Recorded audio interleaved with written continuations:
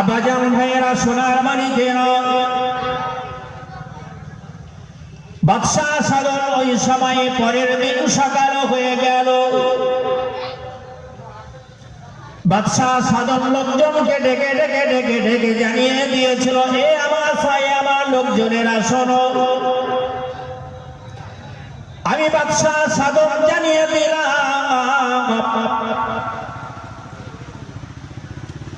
আগামীকাল থেকে এই দেশের সুন্দরী নারীগুলো ধরে ধরে দৈনন্দিন একটা করে নারী আমার রাজদরবারে হাজির করবে। সুন্দরী নারী রাজদরবারে প্রত্যেক দিন একটা করে আমার দরবারে হাজির করবে। আমি বাদশাহ সাদর, আমি ওই লোকজনদিগকে নিয়ে আমি এই আলোচনা যখন করে নিল, পরের দিন একটা নারী এনে হাজির করে দিল। বাদশাহ সাদর ওই সময়ে তার সঙ্গে আনন্দ ফুটতে শুরু করেছে।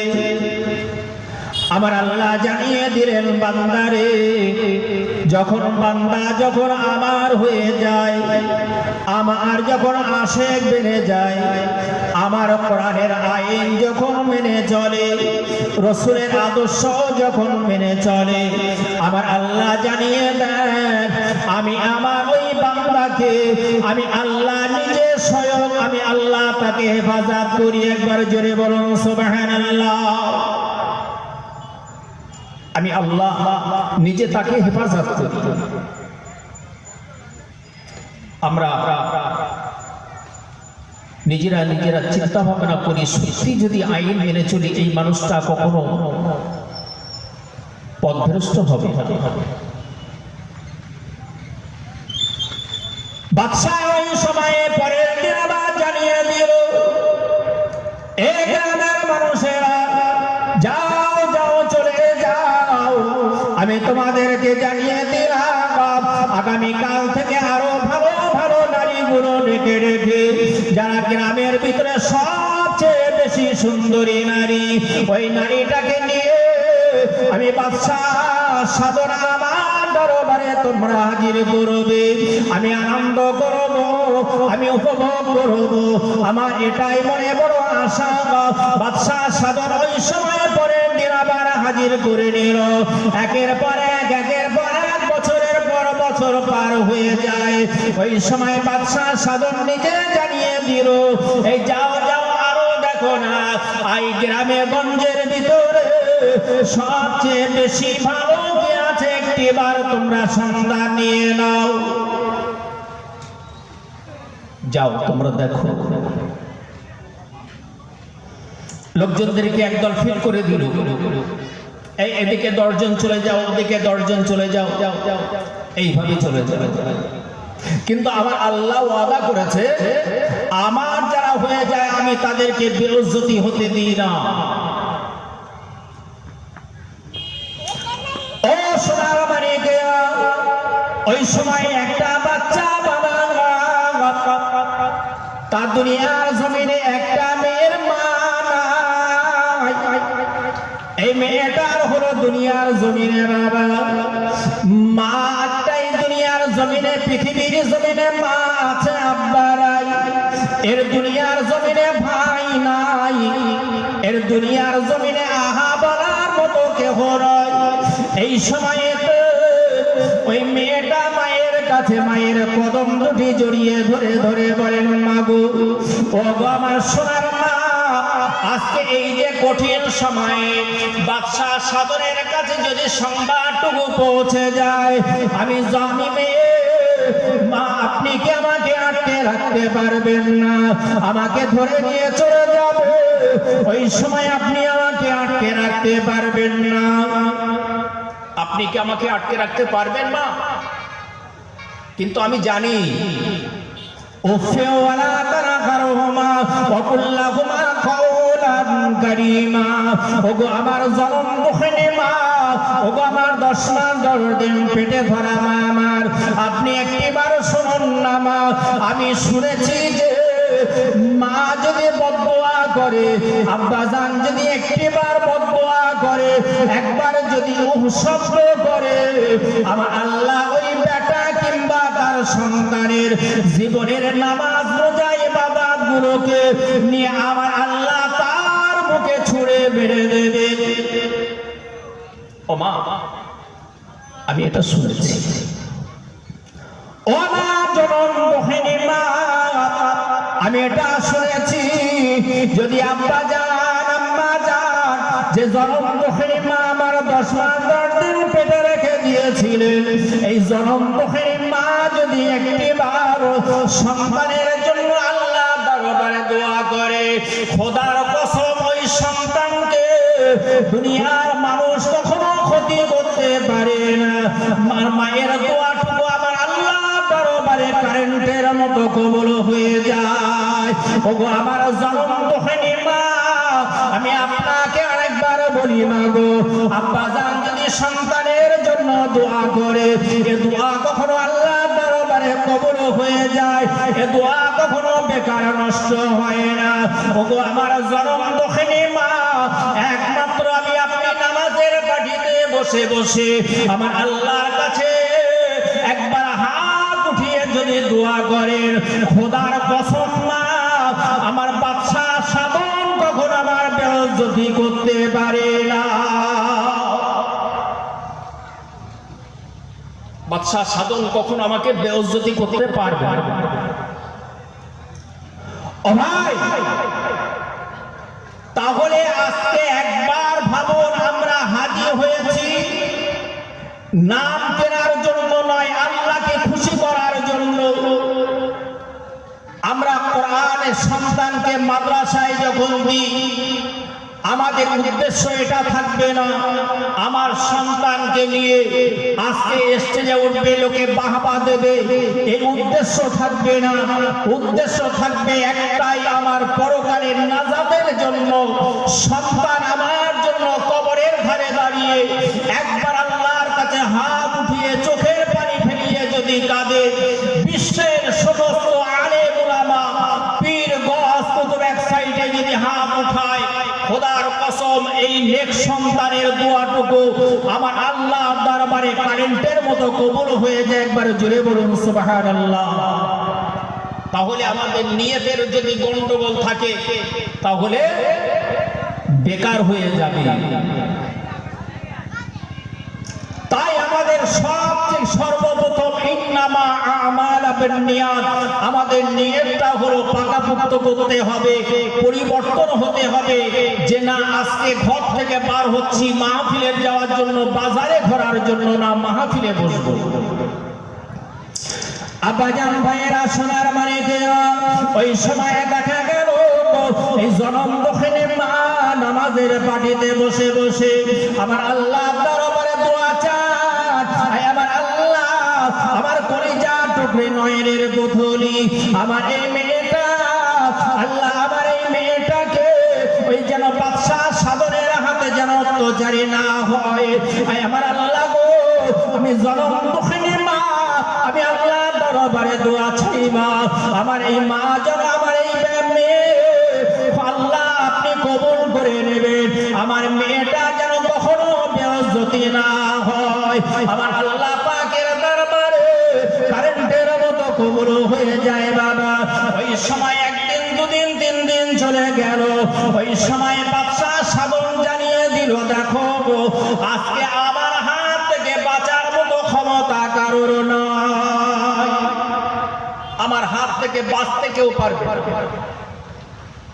আমার হাত থেকে বাঁচার মতো ক্ষমতা নাই। যে পুকুরে মাছ আছে, আমি ওই পুকুরে যদি জাল ফেলাই, আমার জালের ভিতর থেকে মাছ বার হয়ে যায়, কিন্তু আমার জালের ভিতর থেকে মানুষ বার হয়ে যাওয়ার মতো ক্ষমতা কারোর নয়। ভাইজান বাবাজি আমার, ওই সময়ে দেখা গেল সাধনের কাছে কি এমন যেন সংবাদ দিয়ে দিল, এ বাদশা সাধন রে, আজ তোমার এই যুগেতে, তোমার এই সময়ে এমন একটা মেয়ে আছে, ওই মেয়েটা হলো এত সুন্দরী নারী, ওই মেয়েটার চেহারাটা হলো এত ভালো, দুনিয়ার মানুষ যদি একটিবারও দেখতে পায়, ওই মেয়েটাকে দেখলে মানুষ দেওয়ানা হয়ে যাবে। বাদশাহ সাধন জানিয়ে দিল, আজকে আমার এই রাজ্যে আমার এই দেশে এত সুন্দরী নারী আমি কখনোই তো জানি না। আজকে ঠিক আছে, লোকজনদেরকে জানিয়ে দিল, এই যাও যাও যাও, এই বাদশাহ সাধন তোমাদেরকে পাঠিয়ে দিয়ে দিলাম। ওই হাজ আপনার কিন্তু ওই মেয়ের দুয়ারটা বাড়িটা তোমরা ঘেরোয়া করে নাও, ওই বাড়িটা তোমরা ঘেরোয়া করে নাও। চারিদিক থেকে লোকজন এসে হাজির হয়েছে ভাই, চারিদিক থেকে লোকজন এসে হাজির হয়ে গেছে। ঘরের ভিতরে একমাত্র জনম দক্ষিণী মা, আর আছে কে? ওই মেয়ে, আর কেহ নাই। ভাঙা চুপড়ি একটা ঘর। ভাইজান বাবজি আমার, ওই সময়ে লোকজন যখন হাজির হয়ে গেল, দরজাটা ভাঙা হয়ে গেল, ঘরের ভিতরে ঢুকে পড়ে দেখছেন একমাত্র খুব সুন্দরী একটা নারী। ভাই আমার, বাবাজি আমার, ওই মেয়েটা বলল ঠিক আছে, তোমরা এসেছো, একটা দিন আমাকে সময় দিয়ে দাও, আগামীকাল তোমাদেরকে আবার আসার জন্য আমি তোমাদেরকে বলে দিলাম, আগামীকাল তোমরা হাজির হয়ে যাবে, আগামীকাল তোমাদের সাথে আমি চলে যাব, আমি সুন্দর পোশাক পরিধান করে তোমাদের সঙ্গে যাব। এই বলে বাপ রাতের বেড়াতে এই জনম দুঃখিনী মায়ের কাছ থেকে বিদায় নিলেন। ও মা জননী মা গো, আপনি আমাকে একটিবার বিদায় দিয়ে দিন মা, আজকে আল্লাহ যদি চায় আমি সুদূর জঙ্গলের ভিতরে ঢুকে যাব, ওই জঙ্গলের ভিতরে ঢুকে ওই জায়গাটায় আমি থেকে যাব, আমার আর কিছু লাগবে না, আমার আল্লাহ যদি হেফাজত করে, আর জঙ্গলের আল্লাহ যদি চায় ওই সাপে বাঘে এবং হিংস্র জন্তু আমাকে খেয়ে ভক্ষণ করে নেবে, আমি এটাই চাই। রাতের বেলা বেরিয়ে চলে গেলে সুদূর জঙ্গলের ভিতরে। বাপ চেয়ার নিয়ে একটুখানি এগিয়ে গিয়ে বসুন, জলসার আদর ভালো লাগবে, একটুখানি সামনের দিকে আসলে ভালো ভালো। ও মা জননী গর্ভ ধারিণী, ও মা জননী গর্ভ ধারিণী, ও মা আমি তোমার ছেলে,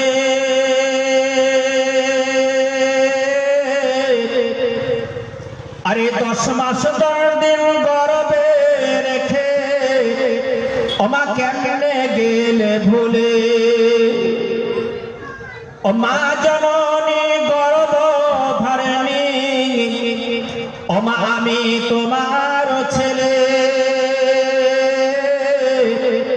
আরে 10 মাস 10 দিন গর্ভে রেখে ও মা কেমনে গেলে ভুলে, এই রক্তের বাঁধনে অতি যতনে, এই রক্তের বাঁধনে অতি যতনে আমি মাকে ডেকেছি,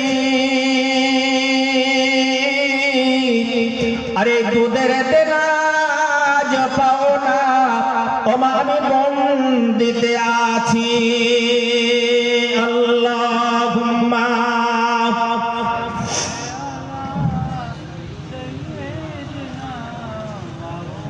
ওয়া আলা আলি সাইয়্যিদিনা।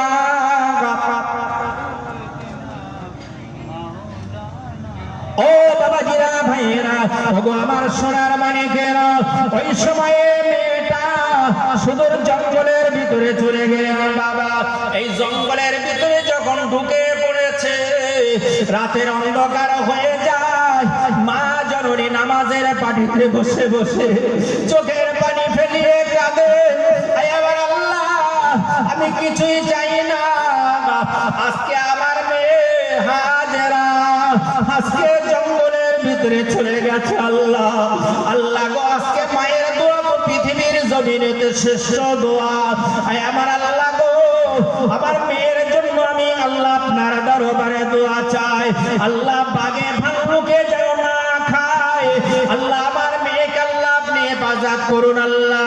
এই বলে আমার আল্লাহ দরবারে সারাটা রাত কেঁদে কেঁদে দোয়া চায় বাবা।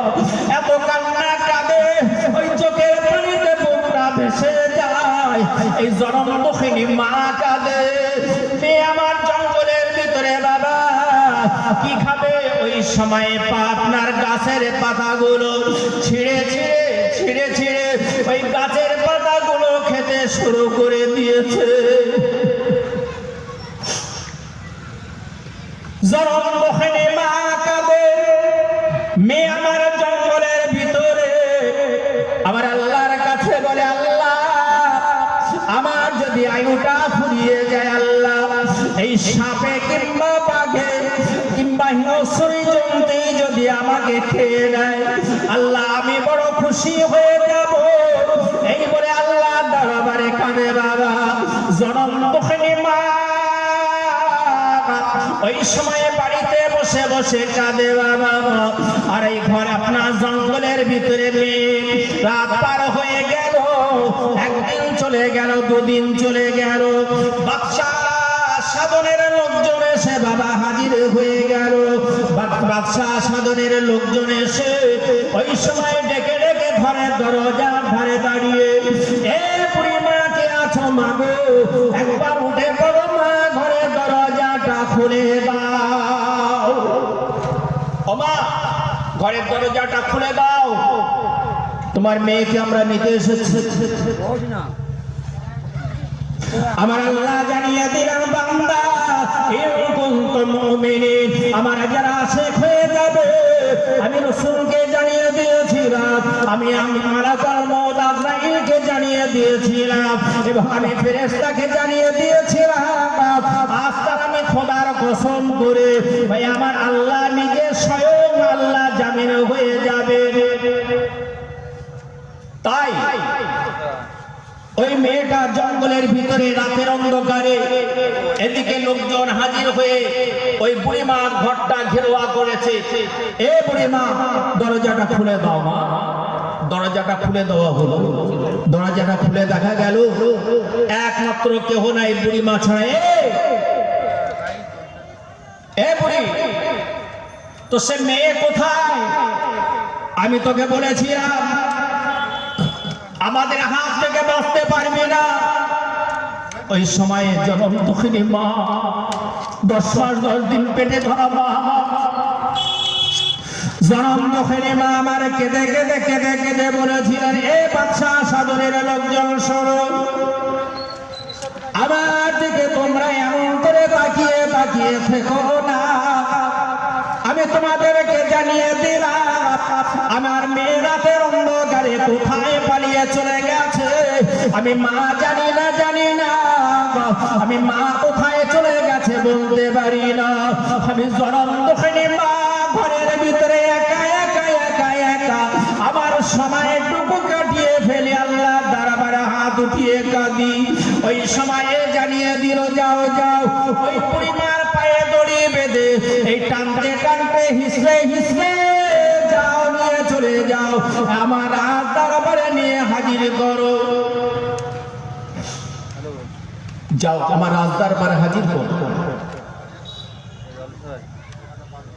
রাজ দরবারে হাজির করা হলো। বুড়িমাকে বলা হলো, যাও বুড়িমাকে নিয়ে জেলখানার ভিতরে বন্দি করে দাও,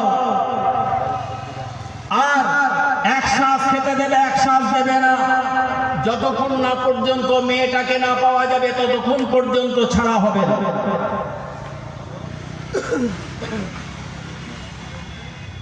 ভাই আমার, বাবাজি আমার, ওই সময় আবার মায়ের উপরে অত্যাচার শুরু হয়ে গেল। জনম দুঃখিনী মা জেলখানার ভিতরে আল্লাহ দরবারে কাঁদে, আল্লাহ আমার মেয়ে যেন এই বাদশা অত্যাচারী বাদশার কাছ থেকে আল্লাহ হেফাজত করো। ভাই আমার, বাবাজি আমার, এমন করে করে আপনার কিন্তু যখন চলে গেল, একদিন চলে গেল, দুদিন চলে গেল, 3 দিন পার হয়ে গেল, একটা সপ্তাহ যে পার হয়ে গেছে বাবা। ওই সময় একটা সপ্তাহ বাদে জনম দুঃখিনী মা মায়ের কথা বুঝতে পারে না। মেয়ে আবার চোখের পানি ফেলিয়ে কাঁদে, ও আমার জনম দুঃখিনী মা প্রতি কত অত্যাচার জুলুম হবে জানি না। রাতের অন্ধকারে বেরিয়ে পড়েছে বাবা, রাতের অন্ধকারে বেরিয়ে পড়েছে, টুকটুক টুকটুক করে আসে সে হাজির হয়ে গেল মায়ের দুয়ারে। এসে দেখে দরজাটা ভাঙা বাবা, দরজাটা ভাঙা, ঘরের ভিতরে কেহ নয়। চাচতো খালামার দুয়ারে হাজির হয়ে গেলেন।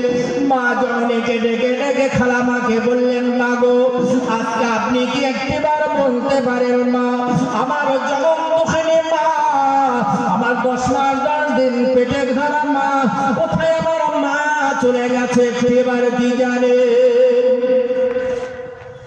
এই সময় বললে, দেখো তোমার মাকে, তোমাকে না পেয়ে বাদশাহ সাধন রাজদরবারে পায়ে দড়ি বেঁধে টানতে টানতে নিয়ে চলে গেছে। আজকে যাও মা, আর দেরি করো না, তোমাকে পেরিয়ে নিয়ে চলে যাবে। তুমি যাও, এখনই পেরিয়ে চলে যাও মা, আর দেরি করো না, তুমি এক্ষুনি চলে যাও মা। ওই সময়ে আর দেরি করলেন, ওই রাতের অন্ধকারে আবার বেরিয়ে পড়লেন সুদূর জঙ্গলের দিকে। জঙ্গলের ভিতরে বাঘে খাবে কি সাপে খাবে? আল্লাহর যারা প্রেমিক, আলা ইন্না আউলিয়া আল্লাহি লা খাউফুন আলাইহিম ওয়া লা হুম ইয়াহজানুন, যারা আল্লাহর ওলি, আল্লাহর পাগল। ভাই সত্যি যদি কেউ পীর বলে দাবি করে, জঙ্গলের ভিতরে নিয়ে গেলে বোঝা যাবে।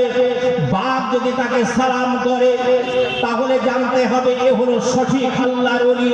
খোদার কসম, ওই আল্লাহর ওলিকে জীবনে বাঘ কখনো খেতে পারে না, যারা অরিজিনাল মুমিন।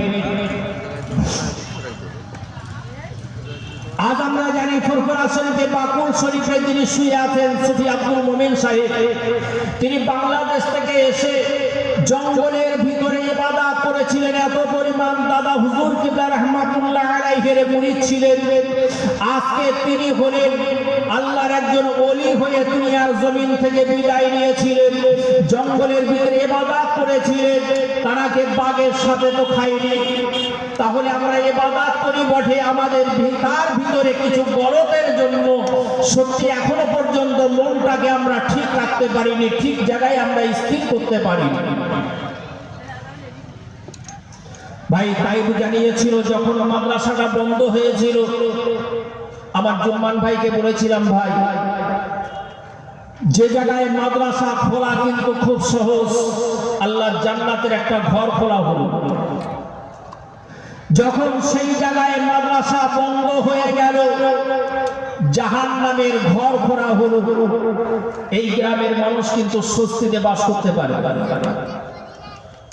তাই কষ্ট হলো, মাদ্রাসাটা আবার কমিটি গঠন করে আবার মাদ্রাসা চালানোর চিন্তা করুন। কোরআনের ছেলে পাখিগুলো, কোরআনের একটা ফ্যাক্টরি মাদ্রাসা। এই মাদ্রাসাতে কোরআনের শিক্ষা হয়, যেখানে এক একটা হরফ পড়লে 10টা করে নেকি, যত মানুষ শুনবে 10টা করে নেকি পাবে। সেই কোরআন তেলাওয়াত করবে মাদ্রাসা। তো ভাই আমার, সেই তাদের পিছনে সহযোগিতায়, তাদের উদ্দেশ্যে এই জলসাকে উন্নতি করবে। আমরা জলসাটা কায়েম করে যদি আমরা বাড়িতে ঘুমিয়ে বসে সময় অবহেলায় কাটিয়ে দিই, তাহলে কিয়ামতের ময়দানে আমার আল্লাহর দরবার আল্লাহ প্রশ্ন করবে, এ বান্দা, তোদের কানে মাইকের আওয়াজ দিয়েছিল, তোরা পয়সা দিয়ে সহযোগিতা করেছিলেন, অর্থ দিয়ে, কিন্তু তোরা আজকে সে জায়গায় বসতে চাসনি যে জায়গায় আমার জান্নাতের একটা বাগান সাজানো হয়েছিল। সেদিনের হিসাব আমরা ঠিক মতো দিতে পারবো? কেন আমাদের প্রতি বিপদ মুসিবত আসে একবার ভেবে দেখুন। ভাই আমার, বাবাজি আমার, ওই সময় জঙ্গলের ভিতরে আবার বেরিয়ে চলে গেলেন বাবা। জঙ্গলের ভিতরে থেকে বাবা ওই গাছের পাতাগুলো রাতের বেলা খায়, দিনের বেলা ক্ষুধা লাগলে খায় বাবা। একদিন, দুদিন, 3 দিন, 1 মাস, 2 মাস পার হয়ে গেল।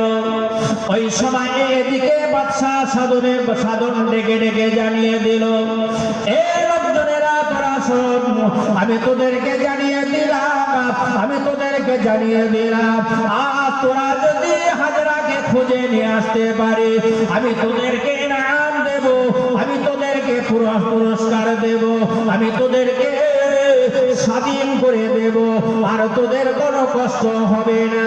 এই বলে আপনার কিন্তু এই কথাটি জানিয়ে দিয়েছে। একদল লোকজন তাদের খাওয়া নাই ঘুম নাই, একদল মানুষদের তাদের খাওয়া নাই ঘুম নাই, তারা বেরিয়ে চলে গেলেন বাবা। তারা বহু রাস্তা অতিক্রম করে চলে গেলেন, কেউ বা জঙ্গলের দিকে, কেউ বা পাহাড়ের দিকে বাবা, কেউ বা সাগরের দিকে, কেউ বা আপনার গঞ্জের দিকে, এমন করে লোকজন তারা বেরিয়ে চলে যায়। কোথায় গেলে পাবো এই চিন্তায় বেরিয়ে চলে গেলে। ওই সময় বেরিয়ে যাওয়ার পরে কোথায় খুঁজে পাওয়া যায় না। ওই সময় একদল লোকজনকে জানিয়ে দেওয়া হলো, এই জঙ্গলটা তোমরা ঘেরোয়া করে নাও।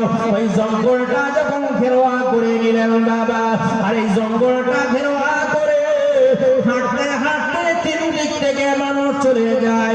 এক সাইডের সামনে আপনার সাগর, এই সাগরের কিনারার ধারে যে পৌঁছে গিয়েছে, দেখেন কিনা ওই সুন্দরী নারীটা এই লোকজনকে দেখে আস্তে আস্তে ওই সাগরের কিনারায় চলে যায়। ওই সময় বাদশাহ সাগরের লোকজন জানিয়ে দিল, এ সুন্দরী নারী রে, আর তুমি আর এক কদমে গিয়ে যেও না, যেও না, যেও না। আমরা তোমাকে খোঁজার জন্য তোমাকে নিয়ে বাদশার দরবারে যদি নিয়ে যেতে পারি, আমরা বড় ইনাম পাবো, পুরস্কার পাবো, আমরা বড় স্বাধীন হয়ে যাব, আমরা বহু টাকা পেয়ে যাব। আর দেরি করো না, দেরি করো না।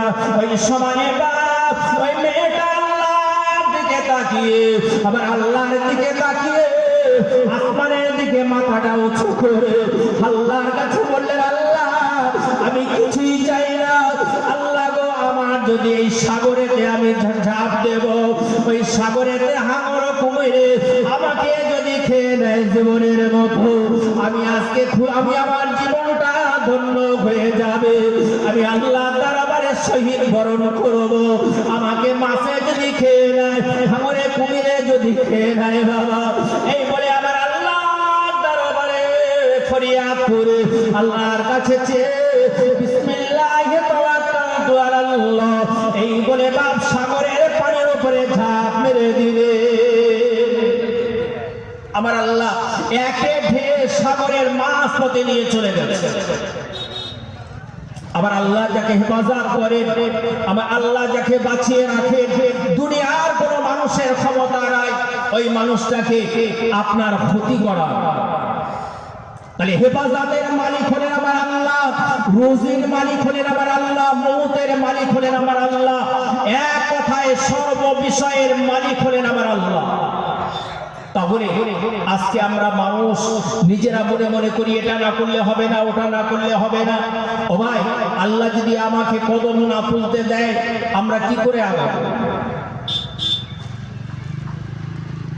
আবাজান ভাইয়েরা, সোনার মানিকেরা, ওই সময় আপনার সাগরেতে ঝাঁপ মেরে দিয়েছে। একদিন নয়, দুদিন নয়, দীর্ঘ 40টা দিন ওই সাগরের পানিতে বাবা ওই ভাসতে ভাসতে ভাসতে ভাসতে সাগরের কিনারায় একটা সাইটে গিয়ে হাজির হয়ে যায়। ওই সাগরের কিনারায় হাজির হয়ে গিয়েছে বাবা। ওদের ইসামতি নদীতে দেখা যায় জাল পাতে বাবা, ঠিক ওই সাগরের কিনারায় ওই জাল পেতে রেখে দিয়েছে। আর এই জাল পেতে রেখে দিয়েছে, রাতের বেলা ভাসতে ভাসতে ভাসতে ভাসতে ওই জালের ভিতরে ঢুকে পড়েছে বাবা। আর ওই জালের ভিতরে ঢুকে পড়ার সাথে সাথে ওই জালের ভিতরে সকাল ভোরের টাইমে আমাদের মসজিদে মুয়াজ্জিন যখন আযান দিয়ে দেয় বাবা, আসসালাতু খায়রুম মিনান নাওম, ঘুম থেকে নামাজ হলো উত্তম। আর আমাদের দেশে সবাই ফজরের নামাজে মসজিদে যাবেন, গিয়ে দেখবেন কতটা মানুষ পাওয়া যায়। ভোরের বেলা বিশেষ করে ঠান্ডার সময় কম্বল ছেড়ে যাওয়া খুব কঠিন।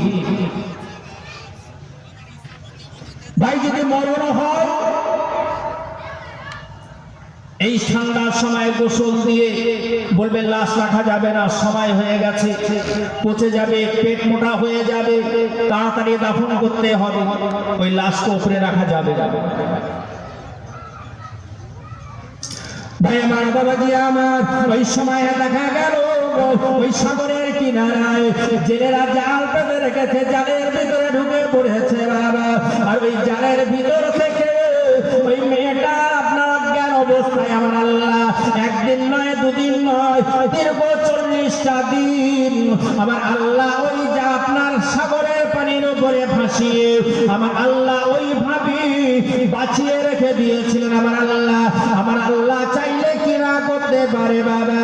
ওই সময়তে হাজরা নামক মেয়েটা বাবা ওই আপনার জালের ভিতরে ঢুকে পড়েছে। আর জালটা কিনারায় তুলে দেখে কিনা এত সুন্দরী একটা নারী, ওই মেয়েটা এত সুন্দরী চেহারা বাবা। না না না, ওই জেলের আপনার স্ত্রী এসে হাজিরে হয়ে গেল। ওগো আমার স্বামী গো, আজকে দেখুন না এত সুন্দরী চেহারা, এটা মনে হয় কোনো বাদশার মেয়ে হবে, এটা মনে হয় কোনো বাদশার একটা মেয়ে হবে, সাধারণ কোনো মানুষ নয়।